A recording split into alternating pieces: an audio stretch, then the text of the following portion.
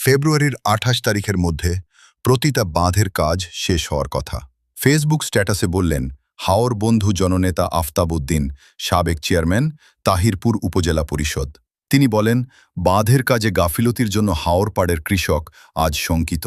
প্রশাসনের দায়িত্ব পালনে অলসতা দেখে জনমনে বিরূপ প্রতিক্রিয়া সৃষ্টি হচ্ছে। নেতারা কি করতেছে? ভোটের সময় বড় বড় ডায়ালগ, ক্ষমতায় বসে জনসেবা সঠিকভাবে দায়িত্ব পালনে অলসতা দেখে আমরা হতাশ। কৃষক আন্দোলনের মাধ্যমে আবারও কঠিন প্রতিরোধ গড়ে তুলুন। কৃষকের আন্দোলনে দলমত নির্বিশেষে সকলকে ঐক্যবদ্ধ হওয়া সময়ের দাবি। দুর্নীতির সাথে যে বা যারা জড়িত কাউকে ছাড় দেওয়া হবে না।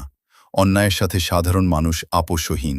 কে কেপিআইসি বিক্রি করেছেন তাদেরকে খুঁজে বের করা হোক।